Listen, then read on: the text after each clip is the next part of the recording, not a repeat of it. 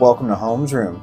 Just like Homeroom, we start off our day getting together with our homies, swapping stories, even a little kiss and tell action. This podcast contains language not suitable for younger listeners, topics about sex and mental health. Discretion is advised. Our views are our own. Let class begin. Welcome back to another special episode of Home's Room Sex Ed. This will be the third episode dropping in this series, so thank you if you've made it this far. Hopefully you have enjoyed the first two and are back for more to enjoy. Got our question like normal, got a topic like normal. Let's get to it. I guess, how are you? You good? Good. I'm good. Finally over my cold, or over enough to record this anyway. Question coming from Reddit. I'm so tired of asking my wife to have sex with me, is the title of the question. And this writer goes, I love my wife, 25, but it has been an absolute horrible time trying to get her to have sex with me, 30-year-old male. I have asked, I have waited over a month and a half to ask, at what point do I just stop and never do anything again? That's the first question, I guess. She never initiates. I've asked her that if she feels more comfortable initiating, then I'm all for it. I understand that some of the medications she takes makes her feel different, but how much different can it make you feel? If I see you looking at sexual subreddits and I see that you have used your bedroom items and I am items, am I just not worthy of your attention? I guess that's the second question. Sorry for the rant. I'm just annoyed as to what I should do and get over it, or what I have to change. So there's a couple of questions in there, but I like that the end said, sorry for the rant, because I'm going to take this question as actual questions with a frustrated, almost venti kind of attitude. So didn't mean to come off so, in my opinion, dickheady, but just a little bit. So the first question is, should I just stop and never do anything again? So we're going to address the what point do I just stop thing. And in my opinion, that means that you need to be having these conversations. And if you're having these conversations, when and where are you having these conversations? Are you bringing up these conversations, frustrated laying next to her in bed, the next morning still frustrated? What kind of stuff is happening there? Are you just bringing it up in casual conversation? So, sitting on the couch watching TV, being like, hey, babe, I have a question if you don't mind. It might make you upset, but I definitely want to get it off my chest because I don't want to be upset. So if it frustrates you, or if it's something that's upsetting to you, we can come back to it whenever you feel ready. But can I at least ask the question? Or, rolling around, driving around, going to, your random errands where you get, like 15, 20 minutes in a car, and then you go somewhere where you wouldn't necessarily be able to talk about it because you're in a store or something like that. And that gives, your partner a little bit of time to think about it, and then you're back in the car again and maybe bring it back up like, hey, did you think any more about that? Or it might give them time to process and get back in the car and be like, hey, I was thinking about what you said, and these are my feelings on it. And then you stop somewhere else and you guys can digest the conversation a little bit. There's a lot to having these conversations, and I definitely don't think you should just stop and never do anything again. However, it definitely should be a conversation, and when and where you have that conversation matters.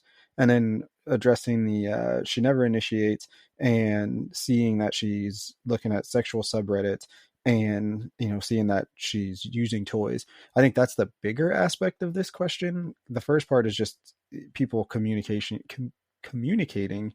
And that's probably the hardest thing to do in any relationship, is learn how to communicate. Not learn how to communicate because you're bad at it, but learn how to communicate in the way that your partner needs you to communicate. And those are two very different things. And we can always do it better. And we can always, look for ways to improve on that. But as far as, looking at the sexual subreddits, that's a big flag for me to wonder what kind of conversations you are both having about what you both want out of your sex life. Because maybe that's an opportunity for you. And the you've seen that she uses her bedroom items. The fact that you said bedroom items makes it sound like you have a little bit of intimidation about it, or you think that you're being replaced or something like that.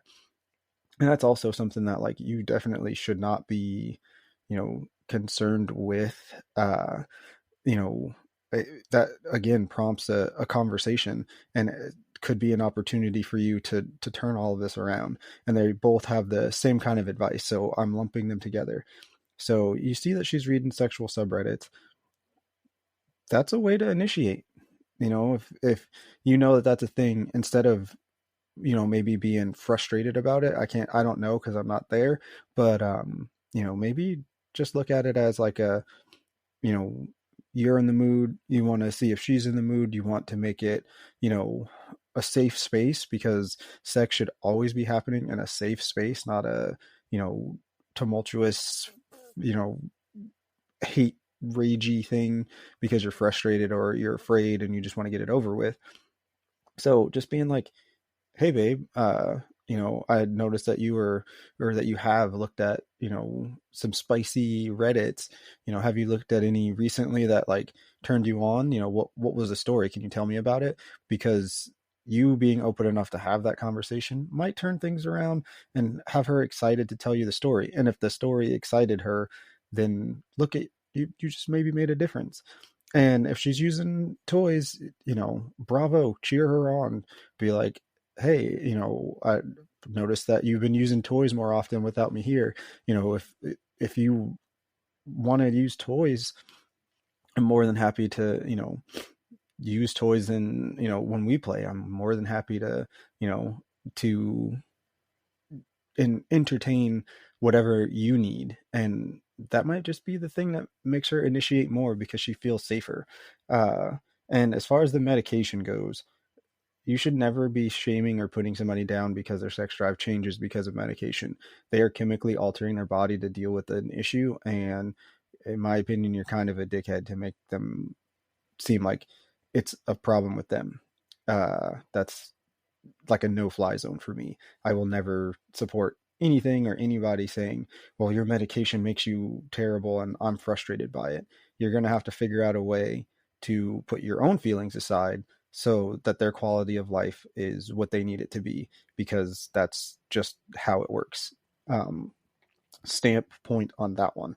But yeah, like I said, it sounds like a little bit of a vent session. It sounds like a little bit of a unsure, but ultimately have the conversation.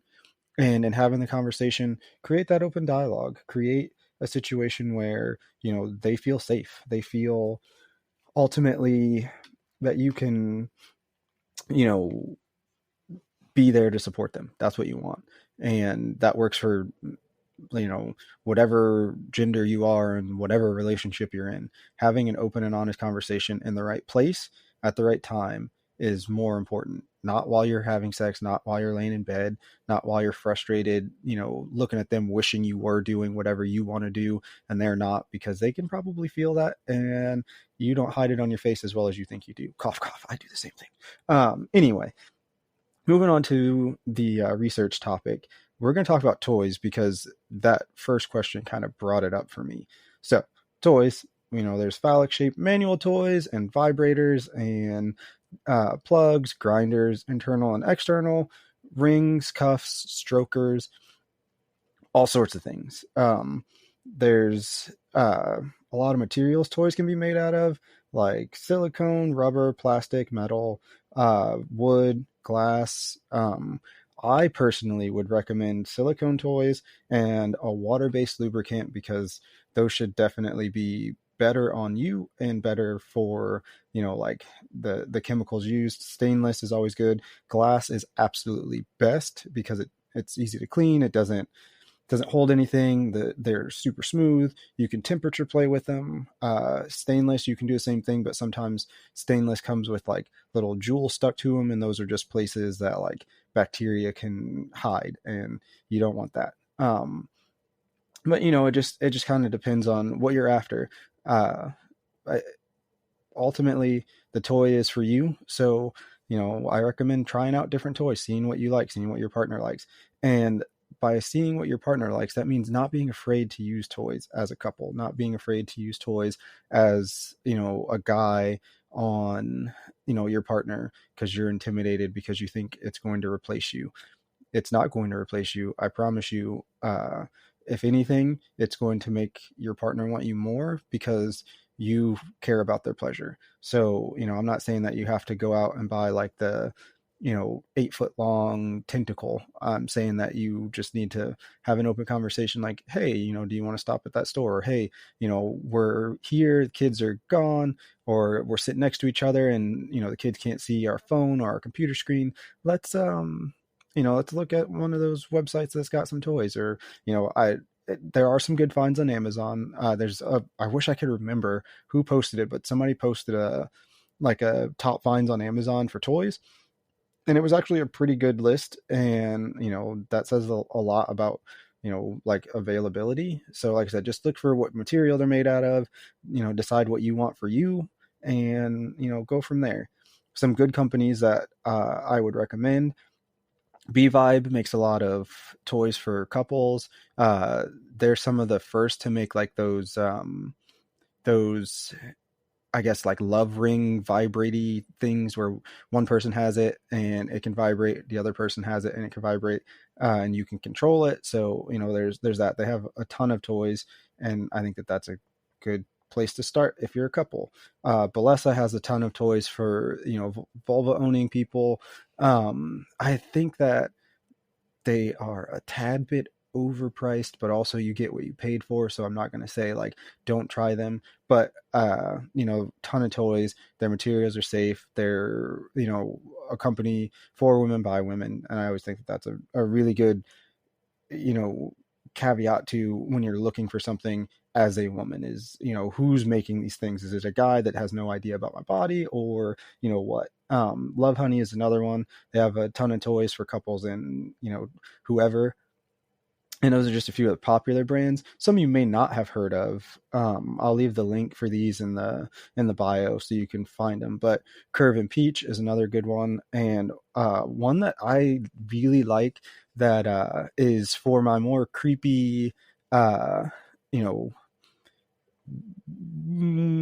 interesting style toys is Dark Path. They're 100% handmade toys. The company is out of Australia, so shipping time does take a little bit longer, but they're all custom orders. So, they make grinders, they make just insertable toys. They make toys that have an insertable part while being attached to a grinder. They make a couple of grinders that have a little sleeve for a bullet vibe, and that kind of stuff is always interesting. But the shapes are like there's some tentacles, there's something that has like what looks like a grinder made with like vampire fangs. They're off the wall things, and if anything, they're worth the look of just to see what shapes they are, because it just might be like, man, I wonder what that would feel like, or that's crazy. And it might make you giggle, it might make you bashful, and that's the whole goal, is to lose that shame about sex, to be able to laugh at it, because that means you're finding your limits, you're finding what you're comfortable with and what you're not comfortable with, and that's the big thing. And as a couple, it's worth it. And Dark Path also has a I guess it's kind of like a slip over sleeve ring for the male partner, but you can get them with uh, a grinder pad attached. So it expands the area that comes in contact with your partner and expands your girth a little bit, while also giving your member a little bit of texture. So your partner gets ribs, or in some cases tentacles, or like there's one that I don't think that it's that company. I can't remember who made it, but it almost looks like vertebrae. So it's got like a super crazy ribbed texture all the way down. And that might be what your partner's looking for. So if you're one of those people that's like, you know, you like all things spooky, they're definitely Dark Path is definitely one that you should check out. But again, ultimately have a conversation with your partner. Be open about, using toys. Don't be afraid that a toy is going to replace you. And, I think it's like something like 85% of women can't orgasm from internal stimulation alone. So a toy, your mouth, a toy, a vibe, and like your finger, or a toy, like whatever combination it requires, is what you should be after regardless, because you want your partner to feel good. And the more you make your partner feel good, the safer they feel, the more important they feel, and the reciprocation might be there. So that's just my 2 cents on it. I hope that you check out some of these places. I hope you open up to your partner about using toys. I hope that you lose a little bit of fear or shame maybe about having to use toys, because there's nothing wrong with it. And last little tip, if you get silicone toys, only water-based lubricant. Silicone lubricant will break down silicone toys. Silicone lubricant, while it may last a little bit longer, it does different things to different materials. So again, just be safe. Make sure that your lube and your toy are compatible. You don't want a melty toy when you need it. That wouldn't be fun. Bye. The bell is about to ring. If you want to drop us a voice message or simply ask a question, you can do that by clicking the link in the show notes below. Be sure to leave us a 5-star review. It helps more people find us. Theme music by Kinsey. More music available on Spotify. Remember, every day is a class. Go learn something.